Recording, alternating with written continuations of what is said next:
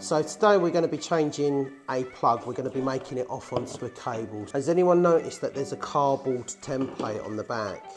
Now this cardboard template actually shows you exactly on how to do it and how much length's needed.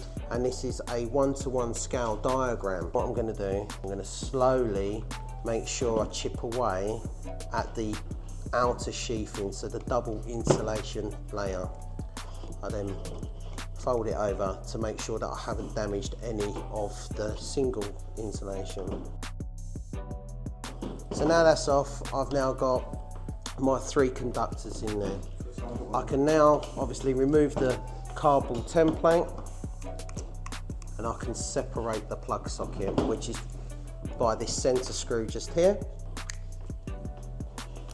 Inside we've got what's called the cable grip, so we can undo the cord grip.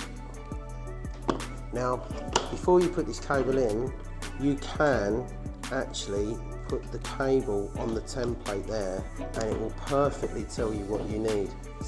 So if I was to fold that to how it's meant to be, I can cut it there. So how much cable should we strip off? So exposed copper, 6mm, it's only a small amount, isn't it?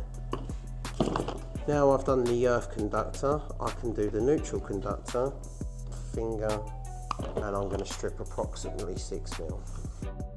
And now I've got the live conductor, which is the shortest cable in here. I'm going to mark that, I'm going to strip that there. So now we've got that done and we know it's at an appropriate length, we can pass that through into the cord grip, and then we're going to want a good secure fix against the cord to make sure that it doesn't pull out. All plug tops are sold with a 13 amp fuse.